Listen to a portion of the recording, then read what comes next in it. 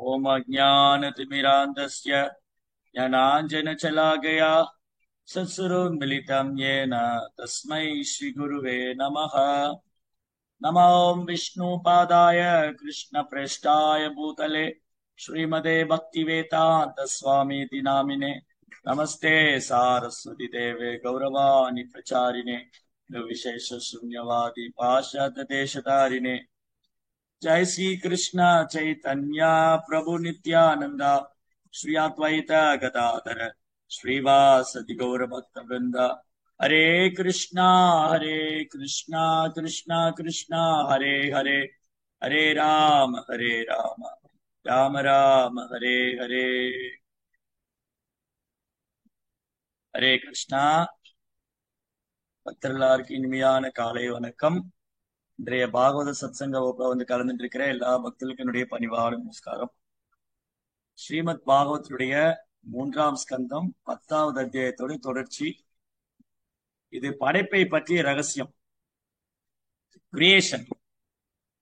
படைப்பு எப்படி உண்டாச்சு, இந்த படைப்புக்கு பின்னாடி யார் இருக்கா, இயற்கை தானா தோன்றியதா, இயற்கைக்கு பின்னாடி இறைவன் இருக்கின்றாரா, இந்த இயற்கை இயற்கையாக இயங்கிக் கொண்டிருக்கின்றதா, இந்த மாதிரி பல்வேறு கேள்விகளுக்கு மிக அழகாக நேர்த்தியாக விவரமான பதில்கள் இங்க பார்க்கலாம். அதிகாரப்பூர்வமான பதில்கள், தெளிவான பதில்கள். யாருக்கெல்லாம் படைப்பை பற்றி குழப்பம் இருக்கோ அவங்க பாகவதம் படிச்சாங்கன்னா அந்த குழப்பம் எல்லாம் தீர்ந்து போயிடும். இது வந்து பாகவதம் முதல் ஸ்கந்தத்திலே கேள்வி கேட்டார். சௌனகாதி முனிவர்கள் சூத கோசாமிட்ட பகவானுடைய சிருஷ்டி பிள்ளையிலையை பத்தி சொல்லுங்க, 6 கேள்வியில 1. சௌனகாதி முனிவர்கள் சூத கோசாமிட்ட 6 கேள்வி கேட்டார்.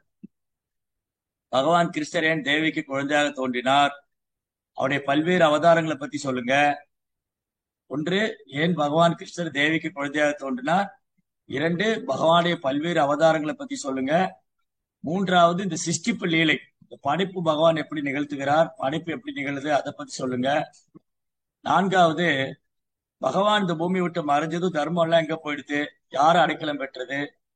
5வது, அனைத்து வேதங்களையும் எடுத்து சாரமா கொடுங்க, எல்லா வேதத்தையும் எடுத்து சாரமா கொடுங்க. 6வது, மனித குலத்துக்கு உயர்ந்த நன்மை தரக்கூடியது எது, அது சொல்லுங்க. 6 கேள்வி கேட்டேன். அதுல 1 வந்து இந்த சிருஷ்டிப்பு லீலை, the creation.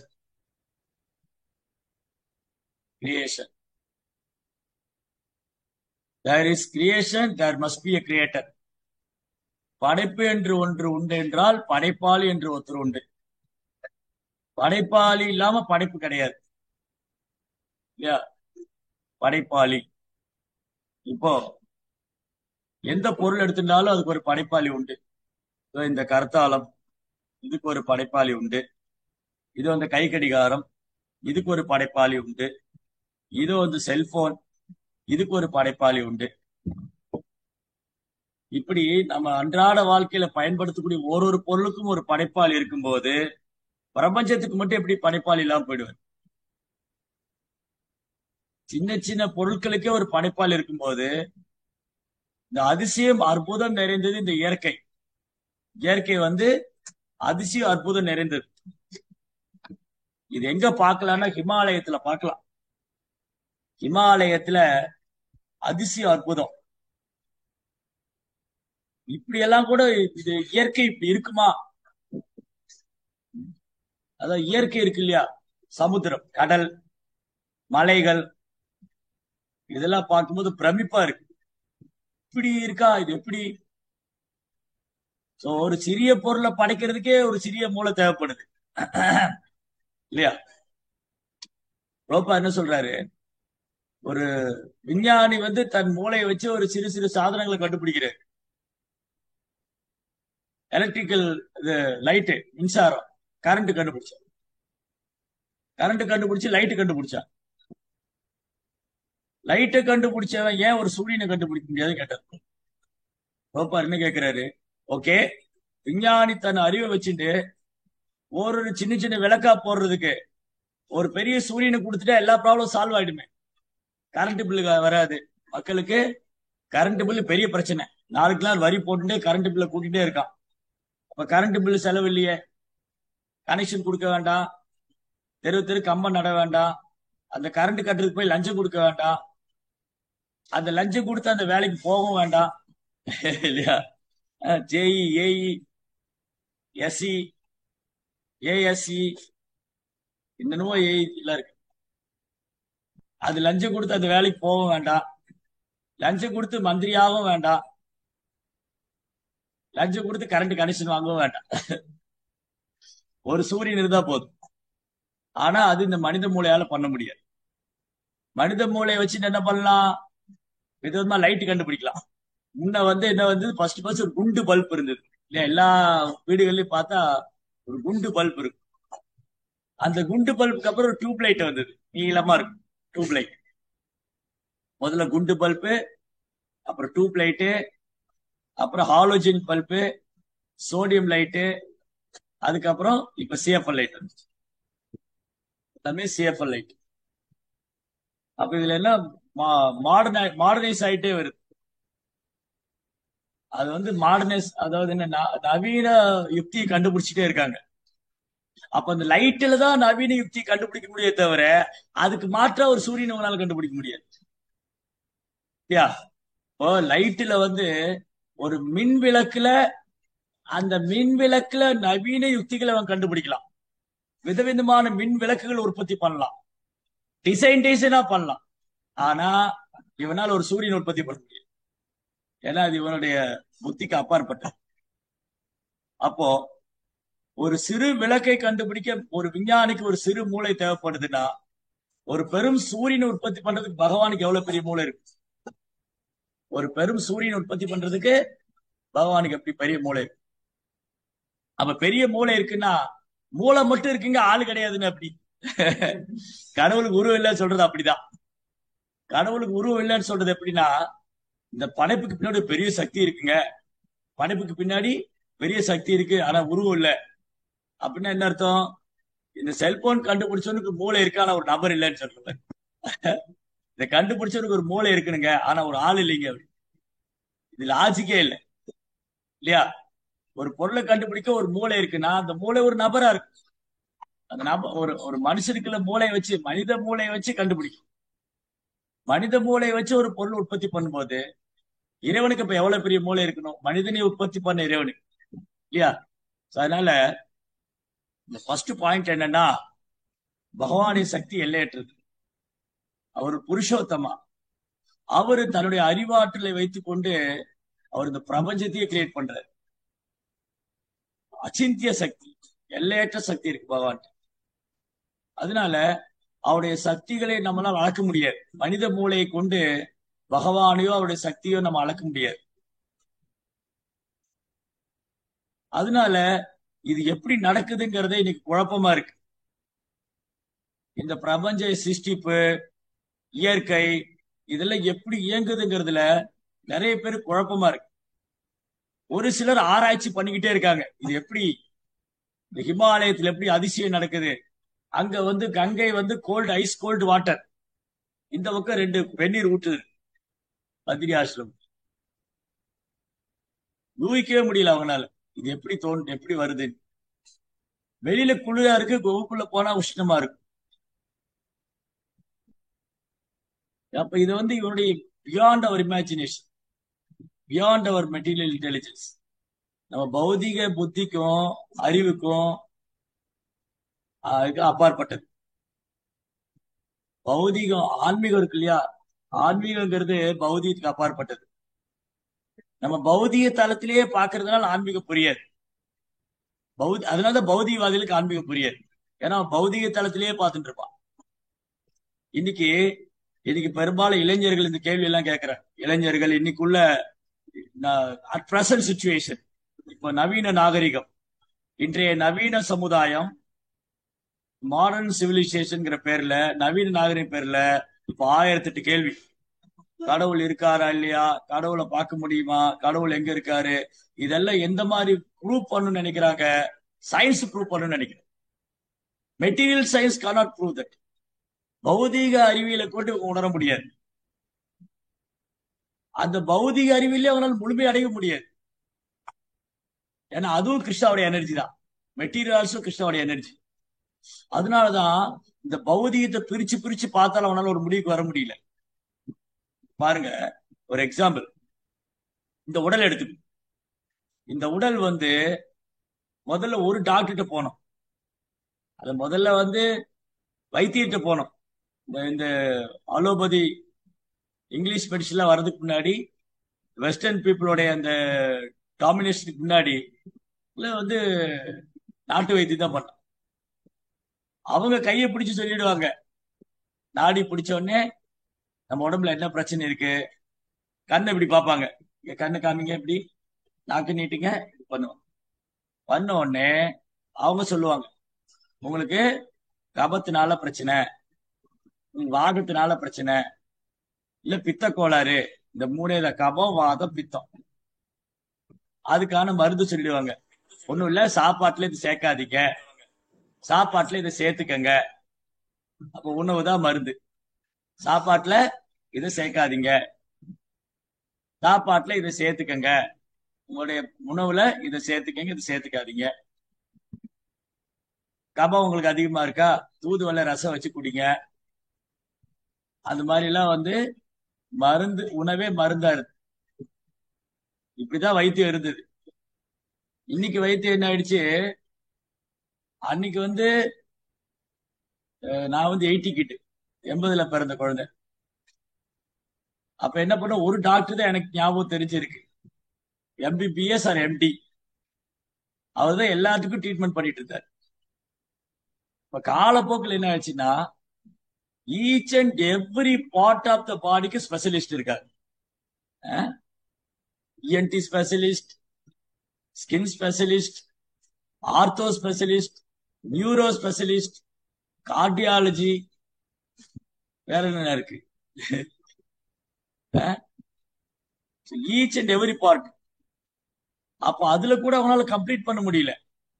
நியூரோ ஸ்பெஷலிஸ்ட் என்ன சொல்றாரு, இவருக்கு ஏன் ஸ்ட்ரோக் வந்தது, ஏதோ ரீசனா இருக்கலாம், அவ்வளவுதான், அதோட சாப்டர் க்ளோஸ். அப்போ இந்த உடலை பிரித்து ஆராய்ந்தா கூட அவனால் ஒரு முடிவுக்கு வர முடியாது.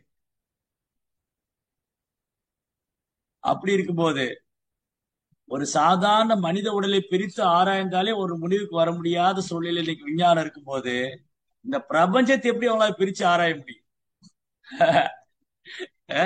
இந்த உடலை பிரித்து ஆராயக்கூடிய சக்தி இன்னைக்கு மருத்துவத்துக்கு விஞ்ஞானத்துக்கு கிடையாது, மாடர்ன் சயின்ஸ். அப்படி இருக்கும் பட்சத்துல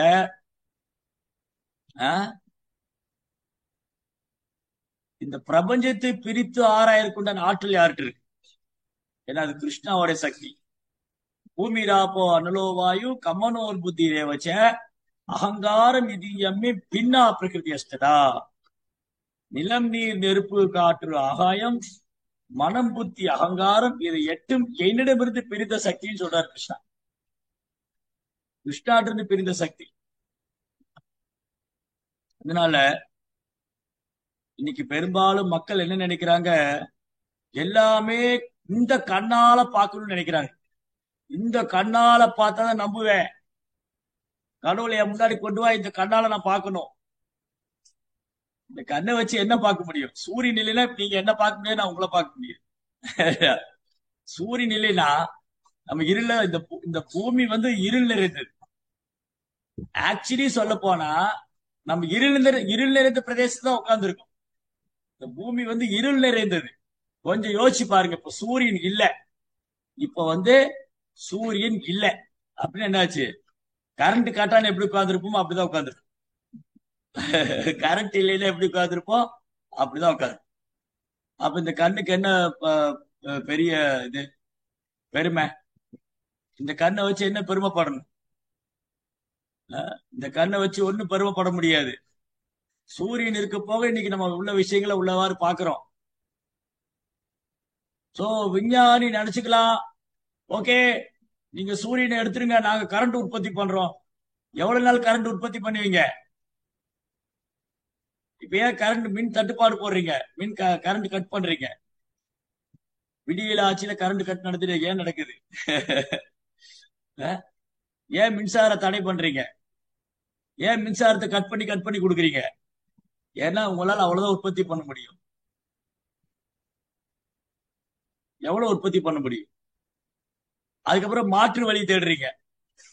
ஓகே, நாங்க இப்போ தண்ணியில இருந்து கரண்ட் எடுத்துட்டு இருக்கிறோம். இப்ப தண்ணிக்கே பஞ்சம் ஆயிடுச்சு. எங்க இருந்து கரண்ட் எடுக்கிறது? காற்றுல இருந்து எடுப்போம். அப்புறம் இதுல அணுமில் அணுல இருந்து எடுப்போம்.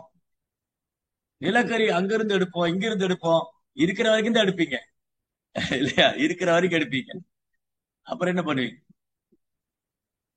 இல்லையா? சோ இந்த மாதிரி நம்ம பெருமைப்பட்டு பிரயோஜனம் இல்லை. நான் அதை உற்பத்தி பண்ணிடுவேன், நான் இதை உற்பத்தி பண்ணிடுவேன். இன்னைக்கு கரண்ட் இல்லை, இன்னைக்கு மின்சாரம் எனக்கு இதுல கிடைக்கலையா, எனக்கு தண்ணியில கிடைக்கலையா, நான் பேட்டரி உருவாக்குவேன், பேட்டரி கார் உருவாக்குவேன். இன்னைக்கு வாகனங்களை கண்டுபிடிச்சாங்க. இந்த வாகனங்களை பெட்ரோல் ஊத்தி ஓட்டுவோம், டீசல் ஊத்தி ஓட்டுவோம். பெட்ரோல் டீசல் கிடைக்கல, பேட்டரி வண்டி ஓட்டுவோம். பேட்டரி கிடைக்கலையா, அடுத்தது எலக்ட்ரிக் வண்டி விடுவோம். கடைசியில் எதுவுமே இல்லையா, நடந்து போவோம். கட்ட வண்டியில மாட்டு வண்டியில தான், குதிரை வண்டியில. இப்ப மாடு குதிரை கூட எல்லாம் வீணாக்கிட்டாங்க. எங்க மாடு இருக்கு? வண்டி இழுத்து செல்றவங்களுக்கு மாடு எங்க இருக்கு? இன்னைக்கு மாடே எருமை மாடு மாதிரி உட்கார்ந்துட்டு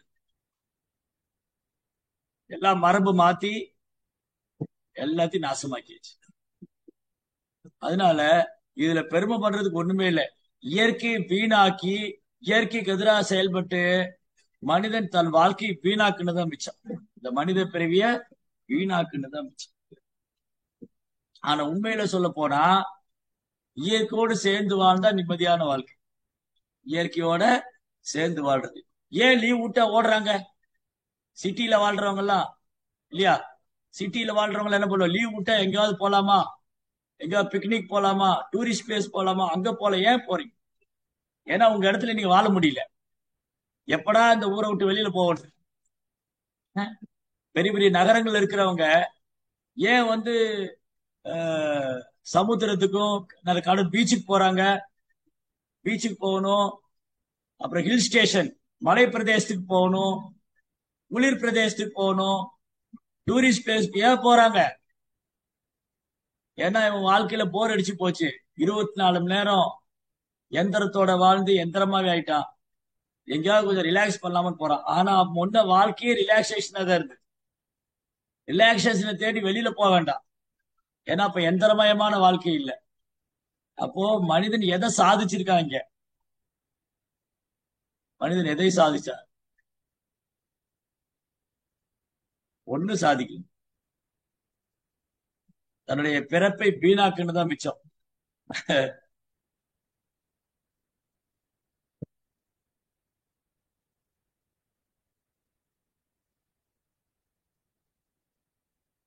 சோ இன்னைக்கு இந்த கேள்வி எல்லாம் கேட்கலாம். எங்க கடவுளை காமிங்க. இந்த கட்டை வச்சு உன்னால நீ இருட்டுல உட்கார்ந்துட்டு இருக்க, சூரியனுக்கு போய் தான் உன்னால பார்க்க முடியுது. இந்த கண்ணை வச்சு எப்படி நீ கடவுளை பார்க்க முடியுது? இருட்டுல உட்கார்ந்துட்டு சூரியன் இருக்க போய் இந்த கண்ணுக்கு பெருமை. சூரியன் இல்லைன்னா உன் கண்ணுக்கு என்ன பெருமை? உன்னால எதையும் பார்க்க முடியாது. அதனால இந்த குறையுடைய புலன்களை வைத்துக்கொண்டு நாம் பெருமை கொள்ளக்கூடாது. இந்த குறையுடைய புலன்களை வைத்துக்கொண்டு நாம் பெருமை கொள்ளக்கூடாது. First thing. செகண்ட் திங், ரெண்டாவது என்னன்னா, ஓகே சரி நான் என்னங்க செய்யறது? இப்போ என்னால இந்த குறையுடைய புலன்களால கடவுளை பார்க்க முடியாது. ஆமா. படைப்பை உணர முடியாது. ஆமா. அப்ப என்ன பண்ணணும்? அதுக்குதான் இங்க சாஸ்திரம் இருக்கு. அங்கீகரிக்கப்பட்ட அதிகாரப்பூர்வமான சாஸ்திரங்கள், பகவத்கீதா, பாகவதம், ஆச்சாரியர்கள் விளக்கம் இருக்கு, குருமார்களுடைய விளக்கம் இருக்கு. அதை படிக்கணும். அப்ப புரியும். அது வரைக்கும் புரியாது. அதனால இங்க ரொம்ப அழகா தெளிவான விளக்கம் இருக்கு. என்ன தெளிவான விளக்கம்? கிரியேஷன் எப்படி ஒன் ஆஃப்டர் அனதர் நடக்குது. எதுவுமே திடீர்னு தானாலாம் வந்துடல. ஏன் இந்த விஞ்ஞானிகள், முட்டாள் விஞ்ஞானிகள் சொல்ற மாதிரி திடீர்னு ஒரு வெடிப்பு வந்து அதுல இருந்து எல்லாம் வந்துருச்சு, குரங்குல இருந்து வந்தது.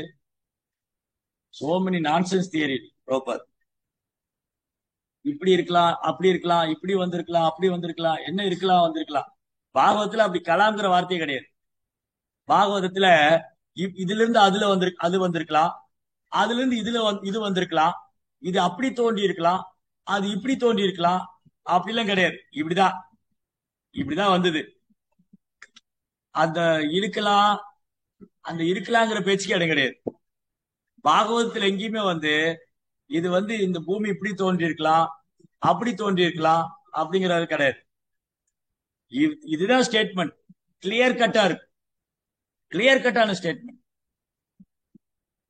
இங்க படிச்சோம்ல இப்போ மொத்தம் படைப்பு ஒன்னா ஆஃப்டர் அனதரா ஒன்றின் பின் ஒன்றாக வர்ணிச்சுட்டே வராங்க. என்ன சொல்றாங்க, நம்ம கொஞ்சம் ரிவர்ஸ்ல போய் தான் வரணும். இப்போ ரிவர்ஸ்ல போய் வந்தோம்னா, பின்னாடி போய் வந்தா 15ஆம் ஸ்லோகத்துல இருந்து வரணும்.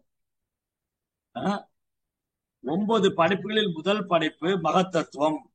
இந்த மகத்தத்துவத்துக்கு ஆதாரம் யாரு? பகவான். அது புரிஞ்சு. மகத்தத்துவம் எங்கிருந்து வந்தது? 24 மூலக்கூறு. இந்த பிரபஞ்சமே 24 மூலக்கூறுல தான் இயங்கி இருக்கு. கலவைதான். 24 எலிமெண்ட்ஸ் மூலக்கூறு. 24 எலிமெண்ட்ஸ் தான் இந்த பிரபஞ்சம். பௌதிக சக்தி, கிருஷ்ணனுடைய பௌதிக சக்தி அது. 5 பஞ்சமகாபூதம், 5 கர்மேந்திரியம், 5 ஞானேந்திரியம், 5 அறிவு புலனுணர்வு பொருட்கள், மனம், புத்தி, அகங்காரம், ஜடேர்க்கின் 3 குணங்கள், காலம். இதெல்லாம் சேர்ந்துதான் மகத்தத்துவம். இதுக்கு ஆதாரம் பகவான். பகவான் இல்லைன்னா பிரபஞ்சம் கிடையாது. பகவான் இல்லைன்னா பிரபஞ்சம் கிடையாது.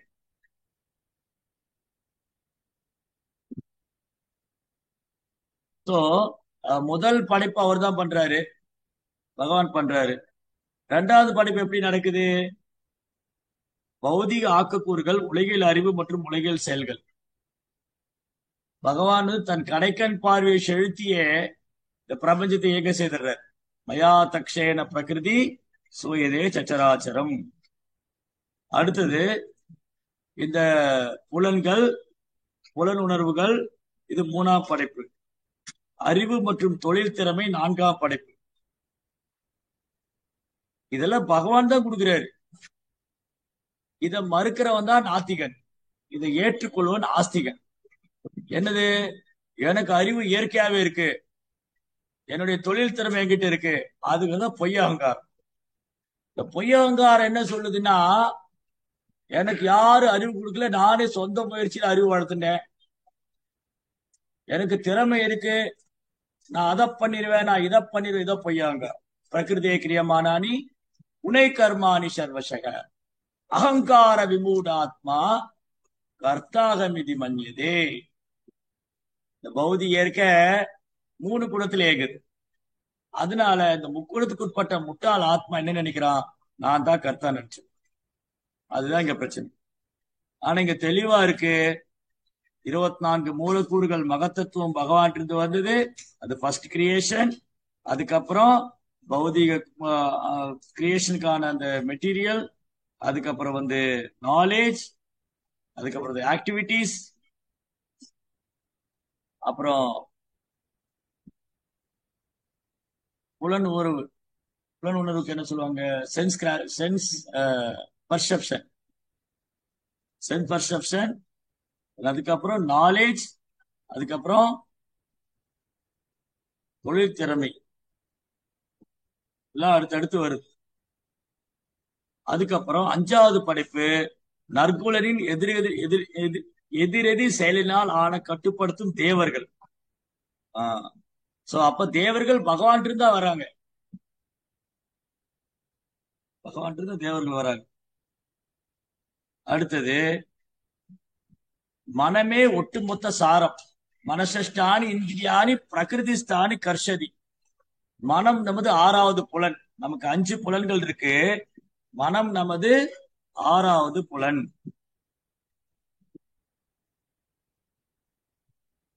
அப்புறம் 6வது படைப்பு என்னது? இக்னோரன்ஸ், அறியாமை, அவித்யா. இது 6வது படைப்பு. இதுவே ஒருவனை முட்டாளாக முட்டாளாக செயல்பட செய்யும். ஏன் ஒருத்தர் முட்டாளா செயல்படுறான்? ஒருத்தர் ஒரு தவறு பண்ணிட்டான், நான் கேட்கிறேன், ஏப்பா இப்படி பண்ண?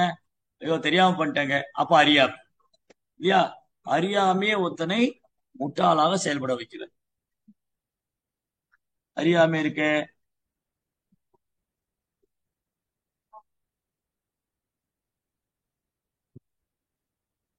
இது ஆறாவது கிரியேஷன். ஏழாவது அசையாத உயிரினங்கள், பெரும் பெரும் சமுத்திரங்கள், பெரும் பெரும் மலைகள், பிரம்மாண்டமான மலைகள், இதெல்லாம் அசையாது. இது சிக்ஸ்த் கிரியேஷன். செவன்த் கிரியேஷன் வந்து ஏழாவது படைப்பு. சாரி, ஏழாவது படைப்பு தான் அந்த இது பெரிய பெரிய மலைகள், சமுத்திரம். எட்டாவது படைப்பு என்ன போட்டிருக்கு?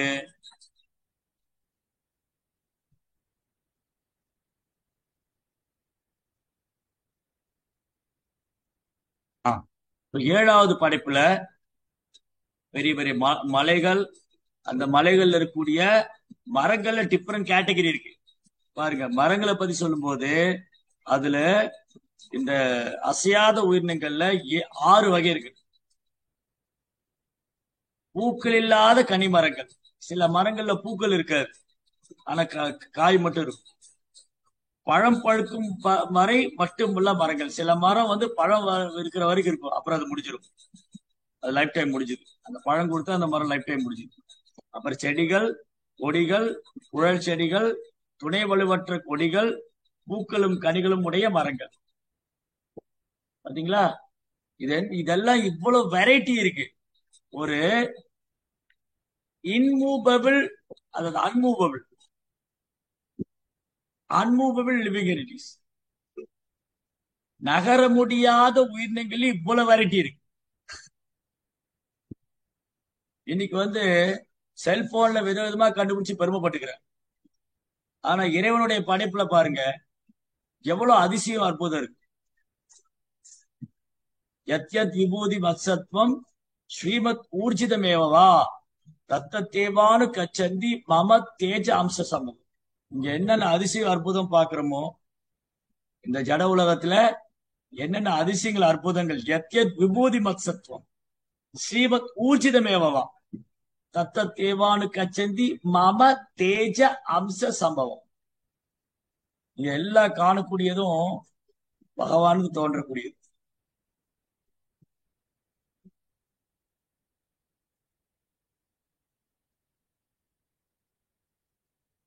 இன்னைக்கு வந்து குழந்தைகளுக்கு நிறைய ப்ராஜெக்ட் கொடுக்குறாங்க ஸ்கூல்ல எல்லாம். நீங்க அதை பண்ணிட்டு வாங்க, இதை பண்ணிட்டு வாங்க, ஃப்ளவர் பண்ணிட்டு வாங்க, ட்ரீ பண்ணிட்டு வாங்க, ஃபோர்ட் பண்ணிட்டு வாங்க, இல்ல செங்கோட்டையை பண்ணுங்க, தாஜ்மஹாலை பண்ணுங்க. அந்த குழந்தை உட்காந்து பண்றாங்க. ஆனாலும் அது நேச்சரா, அது இயற்கையில் எப்படி இருக்கு? ஒரு குழந்தை விதவிதமா பூக்கள் உற்பத்தி பண்ணலாம், கலர் பேப்பர்லாம் வாங்கி ஒட்டி அப்பா அம்மா எல்லாம் சொல்லி கொடுக்கலாம். ஆனா அதுக்கு அது எவ்வளவு எஃபர்ட் இருக்கு. அந்த குழந்தையோட மூளை, அந்த அப்பாவுடைய மூளை, அம்மாவுடைய மூளை, அதுக்கு தேவையான பொருட்கள், முதல்ல தேவையான பொருட்களை சேகரிக்கணும். இப்போ ஒரு குழந்தைக்கு ஒரு ப்ராஜெக்ட் கொடுத்துருக்காங்க, நீங்க ரோஸ் பண்ணிட்டு வாங்கன்னு. அப்ப இந்த குழந்தை போய் கடையில பேப்பர் வாங்கணும், கலர் கலர் பேப்பர் வாங்கணும், yellow colour paper, red colour paper, rose colour paper, அப்புறம் கம்மு, அதுக்கான ஸ்டிக்கு, இந்த லீவ் பண்றதுக்கான கட் பண்றது சிசர் வேணும், கத்திரிக்கோல் வேணும் கட் பண்றதுக்கு, அது ஒட்டுறதுக்கு கம் வேணும். இதெல்லாம் வந்து குழந்தை கடையில வாங்கிட்டு வந்து அப்பா உட்கார வச்சு கூட அம்மா இல்ல அண்ணன் தம்பி யாரோ உட்கார வச்சுட்டு அது பண்ணிட்டு இருக்கு. அப்போ அது ரோஸ் வந்து வருது, அந்த அந்த ரோஸ் அது கிரியேட் பண்ணும். இப்ப இது எங்க இருந்து வந்தது? டீச்சர்கிட்ட போய் காமிக்கிறா, டீச்சர் சொன்னா இது தானா வந்ததுங்க. அந்த குழந்தை கோவம் தான் வரும். ராத்திரி பூரா உட்காந்து அது கஷ்டப்பட்டு பண்ணிருக்கு. நல்லா இருக்கு நல்லா இல்லைன்னு சொன்னா பரவாயில்ல, அப்ரிசியேஷனா பண்ணலாம், ஓகே வெரி குட் சொல்லலாம். அப்ப அந்த குழந்தைக்கு சந்தோஷமா இருக்கும். ஓ, நான் நல்லா பண்ணியிருந்தேன், வைஃப் அந்த மிஸ் வந்து வெரி குட் சொன்னா. என்ன இப்படி பண்ணிட்டு வந்திருக்கேன்னா அதுவும் சொல்லலாம். இல்ல என்ன இது, அது நேச்சரா வந்தது, நீ போய் பண்ணுன்னு சொல்றேன்னா இது லாஜிக்கே இல்லை. அப்போ ஒரு குழந்தை ஒரு ரோஸ் பண்றதுக்கு இவ்வளவு எனர்ஜி தேவை இருக்கு, அவ்வளவு நாலேஜ் தேவை இருக்கு, அதுக்கான இன்கிரியன்ஸ் பொருட்கள் தேவை இருக்கு. அப்போ சிஸ்டம் மட்டும் எப்படி தானா நடக்கும்? அதுக்கு மட்டும் எப்படி இது பொருள் எல்லாம் எங்க இருந்து வந்தது? யாருது பண்ணா? அதுக்கு பின்னாடி யார் இருக்கா? அதுக்கு பதில் கிடையாது. அதுக்கு எப்படி பதில் இருக்கும்? ஏன்னா இவங்களால உணர முடியல. இவங்களால உணர முடியாதனால, இவங்களால பார்க்க முடியாதனால இல்லைன்னு சொல்லிடு. கடவுளை உணர முடியாதவங்க, கடவுளை பார்க்க முடியாதவங்க கடவுளை இல்லைன்னு சொல்லிடு. அப்ப என்ன அர்த்தம்னா, இவனால உணர முடியல, பார்க்க முடியல, அதனால இல்லைன்றான். நீ இல்லைன்னா அது இல்லைன்னு ஆயிடாது. அப்ப நீ இல்லைன்னா இருக்குன்னு அர்த்தம். நம்ம எப்ப இல்லைன்னு சொல்றோமோ அப்ப இருக்குன்னு அர்த்தம். இல்லாட்டி இல்லைங்கிற வார்த்தை இங்க ஏன் வருது? உங்ககிட்ட பணம் இருக்கா? இல்லைங்க. அப்ப பணம்னு ஒண்ணு இருக்கு போய் தான் இல்லைன்னு சொல்றீங்க இல்லையா? இப்ப நான் உங்ககிட்ட கேக்குறேன், பிரபு உங்ககிட்ட பணம் இருக்கா? பணம் இல்லைங்க. பணம் இல்லைன்னு அர்த்தம் என்ன அர்த்தம்? பணம் ஏன்ட்ட இல்லைன்னு அர்த்தம். ஆனா பணம் இருக்கு.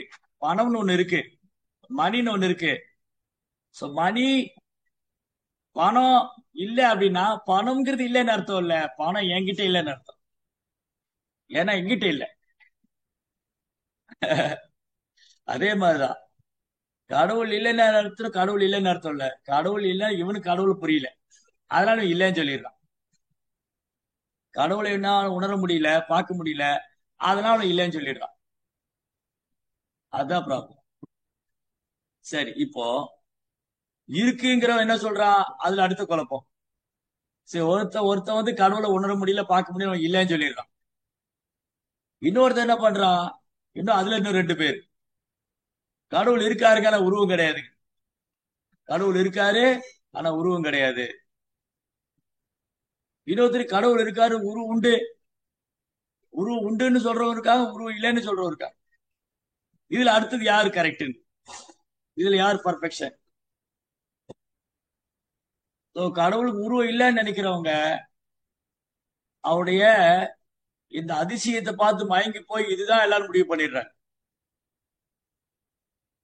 கடவுளுக்கு உருவம் இல்லைன்னு நினைக்கிறவங்க இந்த பிரபஞ்சத்தோட இயக்கத்தை எல்லாம் பார்த்து, ஓ, கடவுள் எவ்வளவு அமானுஷ்யமா ஆற்றல் பண்றாரு, அவர்கிட்ட இருந்து எல்லாம் தோன்றி இருக்கு, அவர் ஒரு பிரம்ம ரூபமா இருக்காரு, பிரம்மமா எங்கும் வியாபிச்சிருக்காரு. ஆனா உருவவாதிகள், உருவ வழிபாடு செய்யறவங்க புரியும், அவர் ஒரே சமயத்துல எங்கும் வியாபிச்சிருப்பார், அவர் தன் ஆன்மீக உலகத்தில் இருப்பார், அவர் நம்ம இதயத்தில் இருப்பார், அவர் இல்லாத இடம் கிடையாது, அவருக்கு எல்லையும் கிடையாது. பாயிண்ட். சரி, அப்போ இந்த பல்வேறு உயிரினங்கள் 7வது படிப்புல, அதாவது அசையாத உயிரினங்கள் 6 கேட்டகரி சொல்லியிருக்கு. பூக்கள் இல்லாத கனிகள் கொடுக்கக்கூடிய மரங்கள், பழங்கள் பழுக்கும் வரை மட்டுமே இருக்கக்கூடிய மரங்கள், செடிகள், கொடிகள், குழல் செடிகள், துணை வலுவற்ற கொடிகள், பூக்களும் கனிகளும் உடைய மரங்கள். அடுத்தது, அசையாத அனைத்து செடிகளும் மரங்களும் தன் வாழ்வாதாரத்துக்கு மேல் நோக்கியே நிற்கின்றன. மரம் செடி எல்லாம் மேல நோக்கிதான் இருக்கு. கொடி கூட ஏதாவது கட்டி விட்டாதான் அது படர்ந்து போகும். கொடிக்கு ஒரு சப்போர்ட் இருக்கணும். நல்லது என்ன பண்ணாரு? முல்லைக்கு தேர் கொடுத்தான் பாரி. ஒரு முல்லை தரையில படர்ந்திருக்கேன்னு சொல்லிட்டு அவன் தன் தேரையே கொடுத்துட்டு போனான். இன்னைக்கு தேரெல்லாம் கொடுக்க ஆள் கிடையாது. இருக்கிறதே சுரண்டி எடுத்துன்னு போகதான் இருக்கா கலியுகத்துல. எங்க தேரை கொடுக்குது? முதல்ல தேரே கிடையாது.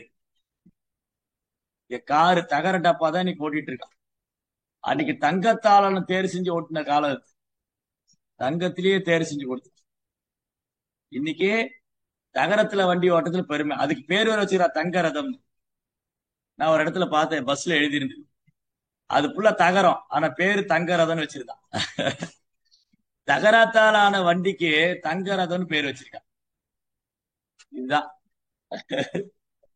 தகரத்துல பஸ் பண்ணிட்டு அதுக்கு தங்க ரதம்னு பேர் வச்சிருக்கான். இதுல பெருமை வேற. சரி, இப்ப என்ன வந்தது?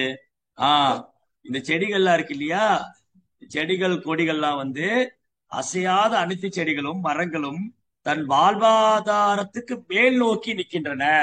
மேல நிற்கும். அவை பெரும்பாலும் உணர்ச்சியற்றவை, ஆனாலும் அவற்றிற்கும் வலி உண்டு. தாவரத்துக்கும் வலி உண்டு. அப்ப அடுத்த கேள்வி வந்துருமே. என்ன கேள்வி கேட்பாங்க?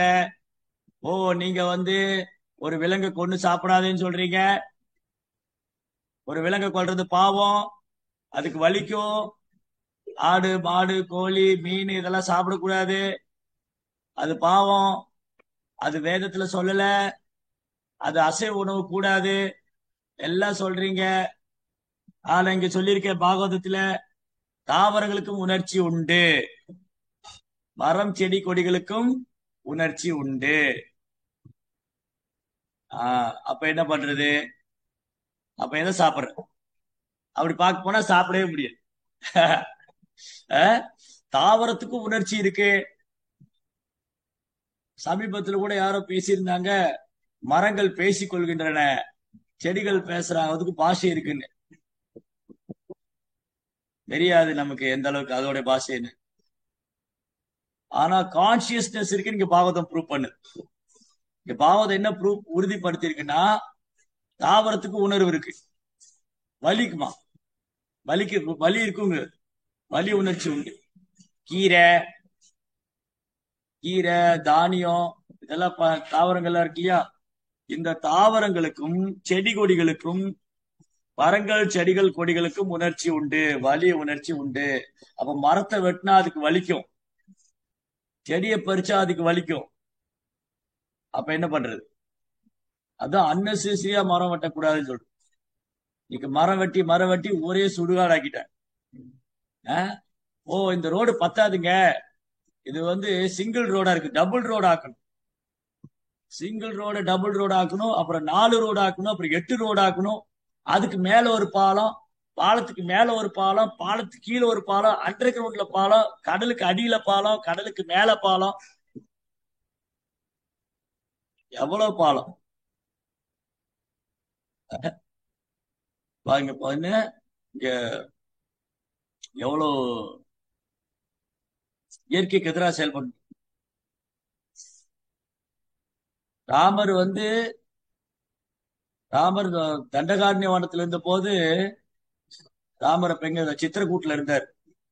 ராமர் சித்திரக்கூடத்துல இருந்த போது பரதன் அயோத்தியாவின் சித்திரக்கூடத்துக்கு ரோடு போடுறார். அயோத்தியாவின் சித்திரக்கூடத்துக்கு ரோடு போடும்போது அப்ப எவ்வளவு மரத்தை வெட்டி இருக்கணும்.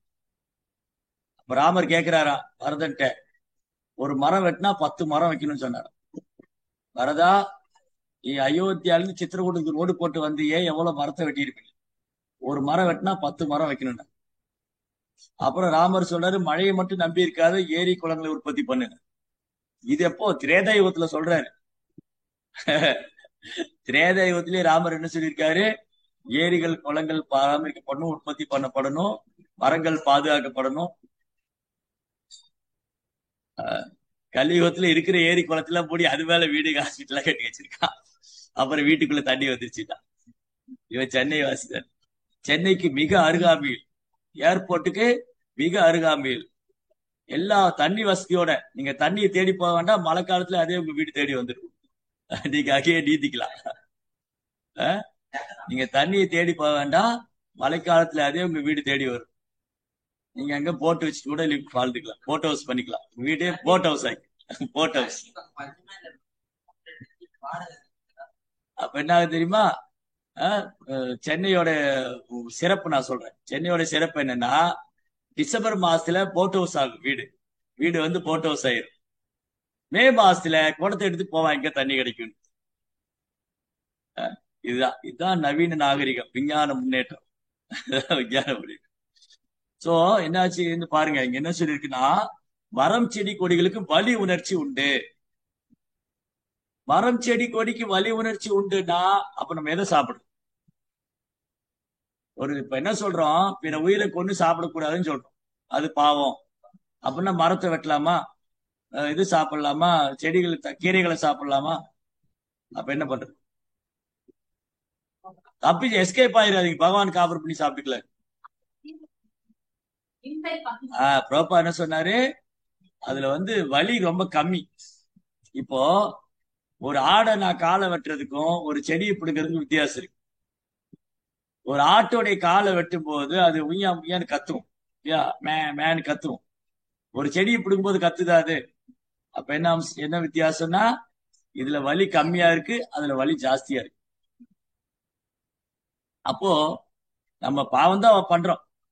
ப்ரோப்பா என்ன சொன்னாரு, ஆமான்னு சொல்லிட்டேன்.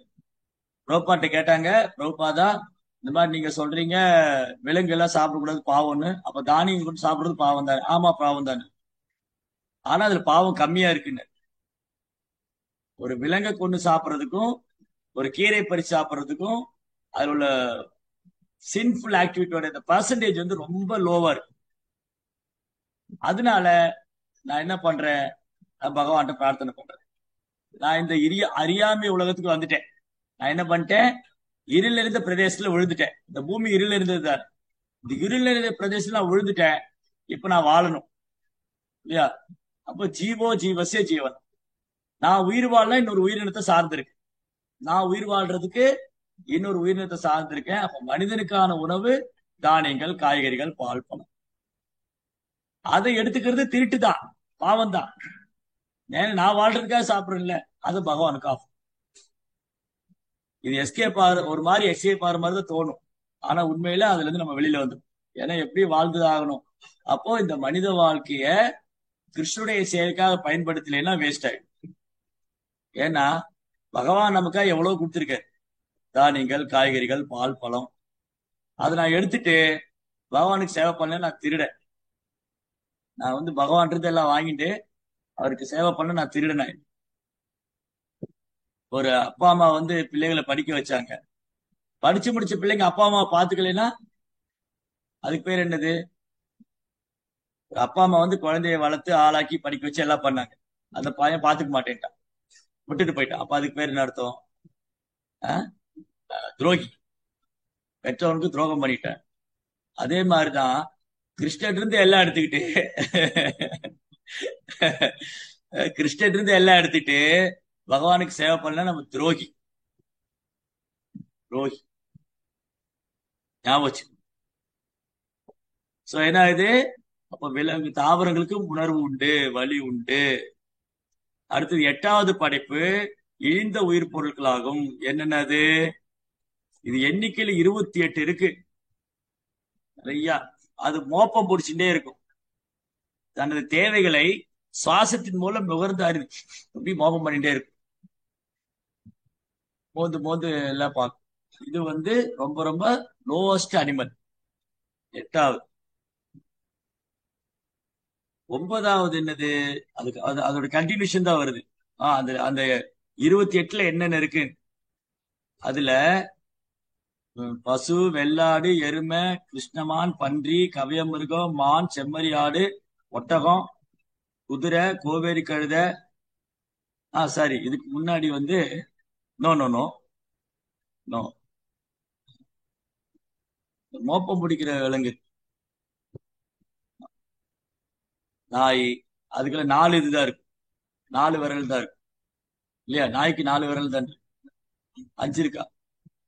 5 உள்ள பாதங்களில் 2 குழம்புகள். பாதங்களில் 2 குழம்பு உள்ள விலங்கு இருக்கு. அப்புறம் 5 நாகங்களை கொண்ட விலங்கு இருக்கு. அதாவது கிரியேஷன் எப்படின்னா லோவர் லேயர்ல இருந்து ஸ்டார்ட் ஆகுது. அசையாத உயிரினம், அப்புறம் அசையக்கூடிய உயிரினம், அதுல ஊர்ந்து போறது, அப்புறம் பறந்து போறது, அப்புறம் 2 கால் 2 குழம்பு, கால்ல 2 குழம்பு உள்ளது, அப்புறம் கால்ல 5 நகை உள்ளது. இப்படி ஒரு ஒரு இது இருக்கு. இது எப்படி அப்ப எப்படி அப்ப இது கிரியேஷன் எப்படி நடக்குது பாருங்க. இதெல்லாம் variety. Variety is the mother of enjoyment. பகவான் என்ன பண்ணிருக்காரு, உயிர்வாளிகளை அனுபவிக்கிறதுக்கு 84 லட்சம் உயிர்களுக்கு கொடுத்திருக்காரு. நீ எதுல வேணாலும் போய்க்க, உன் விருப்பப்படி. உனக்கு 4 கால் மிருகம் வேணுமா, 8 கால் வேணுமா, 10 கால், 12 கால் வேணுமா, இல்ல வந்து 2 கால் வேணுமா, ஊர்ந்து போகணுமா, பறந்து போகணுமா, எப்படி வேணாலும் போய்க்க. கர்மனா தெய்வ நேத்திரேன ஜெந்த தெகோபத். நம்ம கர்மத்தினால நம்ம என்ன கர்ம வினை பண்ணிருக்கோமோ அது பகவானுடைய ஏற்பாட்டினால ஒரு குறிப்பிட்ட உடல் கிடைக்கும். காரணம் குணசங்கசிய சத் அசத் யோனி ஜென்மஸ். எந்த குணத்துல இருக்க, என்ன மாதிரி செயல் பண்ணிருக்க, அடுத்த உடல். இப்போ ஒரு டிபார்ட்மெண்ட் ஸ்டோர் போடும், ஒரு பெரிய பெரிய மால், பெரிய பெரிய மால் எல்லாம் கட்டி விட்டுருக்கானுங்க இல்லையா? இந்த மால்ல போனீங்கன்னா ஒரு பேஸ்ட் வாங்க போனா ஒரு 50 வெரைட்டி இருக்கு. இவன் வாங்க போனது தலை சுத்திர எந்த பேஸ்ட் வாங்குறது. அன்னைக்கு வந்து பேஸ்ட்னா ஒன்னே ஒண்ணு வெள்ளையா வந்தது. அன்னைக்கு அந்த கோல்கேட் பேஸ்ட் வந்தது ஃபர்ஸ்ட். அந்த கோல்கேட் பேஸ்ட் இன்னைக்கு 10 வெரைட்டி இருக்கு. கோல்கேட் ஆக்டிவ்ங்கிறான், கோல்கேட் ஜெல்லுங்கிறான், கோல்கேட் சால்ட்டுங்கிறான். எனக்கு இருக்கிறது 32 பல்லு தான். நான் ஒரு பல்லுக்கு ஒரு பேஸ்ட் போட முடியுமா? எனக்கு இருக்கிறதே 32 பல்லு. 32 ஒரு பல்லுக்கு ஒரு பேஸ்ட் போட முடியுமா? ஒரு பேஸ்ட் தான் போட முடியும். அதுல 108 வெரைட்டி. இதுல வந்து சொல்றான் பேஸ்ட்ல வந்து சால்ட் இருக்கு, கறித்தூள் இருக்கு. ஆனா அதைத்தாண்டா முதல்ல வச்சு தேய்ச்சிட்டு இருந்தாங்க. கறித்தூள் தான் வச்சு முதல்ல தேய்ச்சிட்டு இருந்தாங்க. வேப்பங்குச்சி வச்சு தேய்ச்சிட்டு. இப்ப பேஸ்ட்ல நீம் இருக்குடா, நீம் பேஸ்ட்னு வருது. நீம் பேஸ்ட். அது மக்களை பயமுறுத்தி விட்டாங்க. எப்படி மக்களை பயமுறுத்தினாங்கன்னா, கரித்தூளை வச்சு பல்லு தேய்க்காதீங்க, பல்லெல்லாம் கருப்பாயிருட்டாங்க. கரித்தூளை வச்சு பல்லு தேய்ச்சா பல்லு கருப்பாயிரும். இவனு பயந்து போயிட்டான். அப்புறம் வெள்ளையா ஒரு பல்பொடி வந்துச்சு. கோல்கேட் பல்பொடி ஃபர்ஸ்ட் வெள்ளையா பவுடர் மாதிரி இருக்கும். அவன் இந்த வெள்ளையான பொடி வச்சு தேய்ச்சா பல்லு வெள்ளையாயிருன்னு நினைச்சிட்டான். வெள்ளையான பொடி வச்சு தேய்ச்சா பல்லு வெள்ளையாயிருன்னு நினைச்சிட்டான். பாருங்க எந்த அளவுக்கு மக்களை முட்டாளாக்கி வச்சிருக்காரு. இன்னைக்கு என்ன சொல்றாங்க? எங்களுடைய பேஸ்ட்ல வந்து சால்ட் இருக்கு, எங்க பேஸ்ட்ல வந்து நீம் இருக்கு, எங்க பேஸ்ட்ல வந்து கரித்தூள் இருக்கு. இதைத்தான் முதல்ல மக்கள் தேய்ச்சிட்டு இருந்தாங்க. அப்ப பல்லு ஆரோக்கியமா வருது.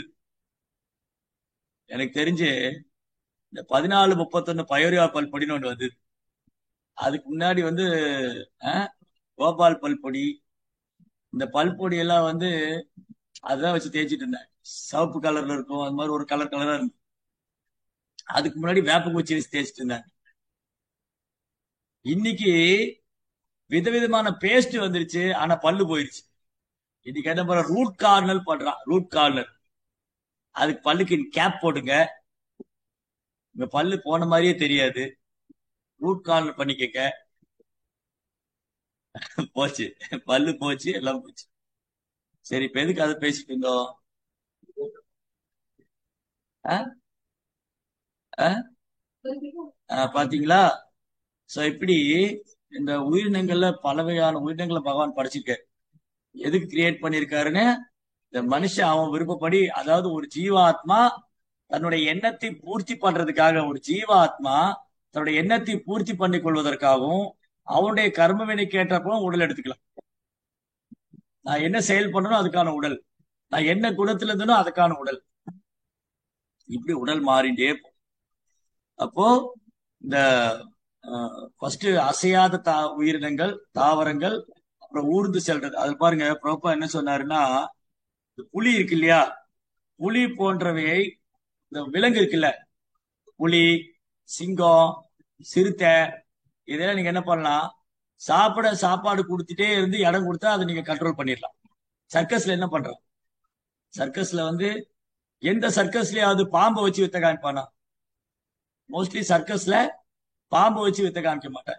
பாத்திருக்கீங்களா? சர்க்கஸ் பெரிய பெரிய ஜம்போ ரஷ்யன் சர்க்கஸ் எல்லாம் போட்டு சர்க்கஸ்ல பாம்பு வச்சு வித்த காமிப்பானா? பாம்பு வச்சு ஒரே ஒருத்தன் பாம்பாட்டி தான் மகடி வருவான். அவன் பாம்பு இப்படி எடுத்து படம் எடுத்தான் இல்லையா?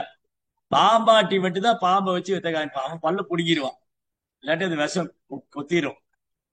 அப்ப என்ன அர்த்தம்? ப்ரோப்பா சொல்றாரு பாருங்க, புலிகள் போன்றவை கூட தொடர்ந்து உணவும் உறைவிடம் இடமும் கொடுத்து வசப்படுத்தி விடலாம். ஆனா இது போன்று பாம்புகளை பழக்க முடியாது. பாம்புக்கு இடம் கொடுத்தா பரவாயில்ல, கூட எடுத்துக்கலான்னு இருக்காரு. அது ஆள் போட்டு. ஏன்னா அது என்விஎஸ், பொறாமை உள்ள ஜந்து. பாம்புக்கு வந்து பொறாமை அதிகம். அதாவது இப்படி சொல்லலாம், யாரு ரொம்ப பொறாமை பிடிச்சவங்களா இருக்காங்களோ அவங்க பாம்பா பிறப்பாங்க. பொறாமை அடுத்தவங்க மேல பொறாமை பண்ணிட்டே இருந்தா அவங்க பாம்பா, அடுத்த உடல் அவங்க பாம்போட உடல் கிடைக்கும் இல்லையா? இப்ப எறும்பு பாக்குறோம், கூட்டம் கூட்டமா பாருங்க, எறும்பு கூட்டம் கூட்டமா போகுது. பசுமாடெல்லாம் கூட்டம் கூட்டமா போகும், காக்கா கூட்டம் கூட்டமா பறக்கும், குரங்கு கூட்டம் கூட்டமா போகும். ஆனா பாம்பு எங்கேயாவது கூட்டம் கூட்டமா பார்த்திருக்கலாம்? அது தனியாதான், தனியாதான் வரும், தனியாதான். ஏன்னா அதுக்கு பொறாமை அதிகம். NVS. So those are NVS people, they will take birth a snake. பொறாமை உள்ளவங்க பாம்பா பிறப்பாங்க. பொறாமை, அடுத்தவங்களை பார்த்து பொறாமைப்பட்டே இருந்தா நெக்ஸ்ட் லைஃப்ல பாம்போட உடல் ஒன்று கொடுத்துருவாங்க. நீ தனியாவே இருந்துக்கலாம், உன்னை யாரும் தொந்தரவு பண்ண மாட்டாங்க, நீ பாக்குறவன் எல்லாம் போட்டு கொத்தலாம், போய் எல்லாம் வேணாலும் பண்ணலாம். ஸோ இங்க என்ன பாயிண்ட் அப்படின்னா, கீழ்நிலை விலங்குக்கு ஒரே ஒரு நோக்கம்தான், சாப்பிடணும் தூங்கணும். மனித உடல் கிடைச்சு ஒருத்தன் சாப்பிடணும் தூங்கணும் இதை மட்டும் பண்ணிட்டு இருந்தானா அவன் ரொம்ப கீழ்நிலையான விலங்கா போயிடும். பார்த்தீங்களா இங்க சொல்றாரு, கீழ்நிலை விலங்குகளுக்கு பசி மற்றும் தாகத்துக்கு உண்டான அறிவு மட்டுமே இருக்கு, வேற ஒண்ணும் சிந்திக்க தெரியாது. சாப்பிடணும் தூங்கணும் சாப்பிடணும் தூங்கணும் அவ்வளவுதான், வேற ஒண்ணும் தெரியாது அவங்க, அது வேற ஒண்ணும் தெரியாது. உண்ணுவது உறங்குவதில் மட்டுமே அவற்றின் கருத்து இருக்கும். இன்னைக்கு பெரும்பாலும் மக்கள் அப்படிதான் இருக்காங்க. எனக்கு எங்க சாப்பாடு கிடைக்கும், நான் எங்க தூங்கலாம். ஆகையினால் கொடிய விலங்குகளான புலிகள் போன்றவற்றை கூட தொடர்ந்து உணவும் உறங்குவதற்கான இடம் கொடுத்து வசப்படுத்தி விடலாம். ஆனால் இது போன்று பாம்புகளை பழக்க முடியாது. அடுத்தது, பாதங்கள்ல ரெண்டு குழம்பு, பசுக்கெல்லாம் பாதத்துல ரெண்டு குழம்பு இருக்கும். பசு வந்து கொஞ்சம் சாத்வீகமானது, விலங்குகளே சாத்வீகமானது பசு. ரஜகுண விலங்கு தம குண விலங்குல இருக்கு. எரும மாடு தம குணம், நாய் போ இதெல்லாம் ரஜகுணம். அதுக்கப்புறம் குதிரை, கோவேரி கழுதை, வெள்ளமான், கௌரம், சரபம் என்னும் காட்டெருமை, காட்டு பசு இவை அனைத்தும் பாதங்களில் ஒரே ஒரு குழம்பு மட்டும் இருக்கும். இது போன்ற என்னிடமிருந்து கால்கள் 5 நகங்களுடைய விலங்குகளை பற்றி, 5 கால் 5 நகம் இருக்கிற விலங்கு அது நாய். நாய் கால் 5 நகம். நாய், குள்ளநரி, புலி, ஓனா, பூனை, முயல், சிங்கம், குரங்கு, யானை, ஆமை, முதலை எல்லாம் 5 நகம் இருக்கு. அதுக்கப்புறம் பறவைகள், கொக்கு, கழுகு, நாரை, பருந்து, இந்த பறவை இதெல்லாம் சொல்லிட்டு பாகவதம் என்ன சொல்லுதுன்னா, ஒரே ஒரு இனமும் தாங்கள் உண்பவற்றுக்கு கீழ்முகமாக செலுத்தும் தமது வயிற்றில் வைத்துக் கொள்பவருமான மனிதர்கள் 9 சுழற்சியில் படைக்கப்பட்டனர். 9வது சுழற்சியில இந்த மனித இனம் இருக்கு இல்லையா, இது ரஜோகுணத்தையே மிகவும் முக்கிய தன்மையாக கொண்டிருக்கிறது. துன்பமயமான வாழ்க்கைக்கு நடுவிலும் எல்லாவரிலும் மிக்க மகிழ்ச்சியுடனாக தன்மை கருதுபவர்கள் மனிதர்களே அவர். மனிதனுடைய வாழ்க்கை ஆக்சுவலி சொல்ல போனா மனித வாழ்க்கை மிக அரிது, அரிது மாற்ற பிறத்துல துர்லபமான ஜென்மம். ஆனா இங்க என்ன எக்ஸாம்பிள் கொடுத்திருக்கு பாகவதத்துல, விலங்குகளை காட்டிலும் ஆசை அதிகமா உள்ளவன் மனுஷன். ஏன்னா அன்னைக்கு ஒருத்தர் சொல்லிட்டு இருந்தாரு, என்ன சொன்னாரு, இப்போ ஆஹ், தெருவுல இப்போ இந்த இது இருக்குன்னு வச்சுக்கோங்களேன், என்ன சொல்லலாம், ஒரு இந்த காய்கறி மூட்டை நம்ம கோமாதா கொண்டு தராங்கல்ல. இப்ப காய்கறி மூட்டை வந்து ஒரு மூட்டை வந்து தெருவுல கிடைக்கு. அப்போ ஒரு பசுமாடு போகும், என்ன பண்ணும், அதுக்கு என்ன சாப்பிட முடியும் அதை மட்டும் சாப்பிடும். மனுஷன் என்ன பண்ணுவான், அந்த மூட்டையே தூக்கிட்டு போய் வீட்டுக்கு. அவன் இத்தனைக்கு பசுவோட வயிறோட அவனுக்கு சின்ன வயிறு தான். பசுமாடு சாப்பிடற அளவுக்கு நம்மளால சாப்பிட முடியும். ஆனா ஆசை பாருங்க, இந்த மூட்டையை தூக்கிட்டு போய் 2 நாளைக்கு வச்சு சாப்பிட்டுக்கலாம்.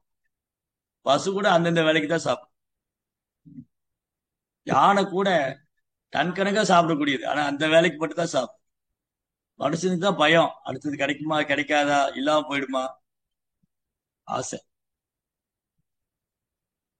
அதுக்கப்புறம் இன்னும் மேல என்ன சொல்லிருக்கு, விலங்குகள் உணர்வது ஒரு குறித்த காலத்தில் மட்டும்தான். ஆனா மனிதனுக்கோ செயல்களில் ஒரு ஒழுங்குமுறை என்பதே கிடையாது. மனித இனமானது உலகில் துன்பங்களிலிருந்து விடுதலை பெறுவதற்கான உயர்ந்த முன்னேறிய ஞானத்தின் இயற்கையிலேயே பெற்றிருந்த போதிலும், அறியாமையினால் தனது உயர்ந்த அறிவானது பௌதிக வசதிகளை வாழ்வில் அதிகம் பெறுவதற்கானது என்று கருதுகிறது. இதனால் அந்த மனித இனத்தின் மிக உயர்ந்த அறிவாற்றல் விலங்குகளுக்கு இயல்பான உண்பது, உறங்குவது, தற்காத்துக் கொள்வது, புணர்வது போன்ற உணர்வுக்கு இடமின்றி தவறாக பயன்படுத்தப்படுகிறது. எனவே ஆன்மீக உணர்வுக்கு இடமின்றி போகிறது. இப்ப அதான் நடக்குது. மனிதன் பூரா விலங்கு மாதிரி யோசிக்கிறான். அப்ப என்ன அர்த்தம், இன்னைக்கு மனுஷங்களா விலங்கு மாதிரி யோசிக்கிறாங்கன்னு என்ன அர்த்தம், விலங்குகள் நிறைய பேர் மனித உடலுக்கு வந்துட்டாங்கன்னு அர்த்தம். விலங்குகள் நிறைய பேர் மனித உடலுக்கு வந்துட்டாங்க, மனிதன்ல விலங்கு உடலுக்கு போறதுக்காக தயாராயிட்டு. இந்த சைக்கிள் ரொட்டேஷன் ஆயிட்டே இருக்கு. உள்ளுக்குள்ள எரும மாடு, ஆனா வெளியே வந்து பேண்ட், ஜீன்ஸ் பேண்ட், டிஷர்ட் போட்டிருக்கான். ஆனா உள்ளுக்குள்ள என்ன, எரும மாடோட எண்ணம் தூங்கணும் சாப்பிடணும். ஆனா ஜீன்ஸ் பேண்ட் டிஷர்ட் போட்டிருக்கான். இந்த இதுல இருக்குல்ல, லாஸ் ஆஃப் நேச்சர் புக்ல, மனுஷ உடம்பு இருக்கும், தலை வந்து மாடோடது இருக்கு இல்லையா? அப்ப உடல் வந்து மனித உடல், ஆனா எண்ணம் வந்து விலங்கினுடைய எண்ணம். அது நீங்க எல்லா பிரச்சனையும். பிரச்சனை என்னன்னா, pant shirt, churidar, T shirt, sari போட்ட விலங்குகள், அவ்வளவுதான். என்ன தேடுறாங்க? எங்க சாப்பிடலாம், எங்க தூங்கலாம், என்ன பண்ணலாம். அந்த கான்சியஸ்னஸ் அனிமல் கான்சியஸ்னஸ் தான். ஆக்சுவலி ஹியூமன் கான்சியஸ்னஸ் இதை மட்டும் தேடுறது இல்ல. ஹியூமன் கான்சியஸ் என்னது? அதோ பிரம்ம ஜிக்ஞாசா. பிரம்மத்தை தேடணும், பிரம்மத்தை உணரணும், இந்த உடலில் ஆத்மான்னு உணரணும். பட் என்னாச்சு, இந்த செயலே ஈடுபட்டு இருக்கிறதுனால ஆன்மீக உணர்வுக்கு இடமே இல்லாம போயிடுச்சு. நீ எங்க இடம் இருக்கு? ஸ்கூல்ல காலேஜ்ல எங்க இருக்கு இடம் இருக்கா? எல்லாம் அனிமலுக்கு தான் இடம் இருக்கு. அதனாலதான் ப்ரோபார் ஸ்கூல்ல வந்து கசாப் கூட வச்சிருக்காரு. இங்க ஸ்கூலு காலேஜ் எல்லாம் வந்து கசாப் கூடன்னாரு. ஏன்னா அங்க ஆன்மீகத்துக்கே இடம் கிடையாது. நான் இந்த உடம்புங்கிறதுல தெளிவா பாடம் நடத்துவாங்க. நான் நான் செஞ்சிருவேன், நான் இதை ஆயிடுவேன், நான் அதை ஆயிடுவேன், நான் இன்ஜினியர், அதை சாதிப்பேன், இதை சாதிப்பேன். கடைசியில மனித வாழ்க்கையை வீணா போச்சு. ஆனால்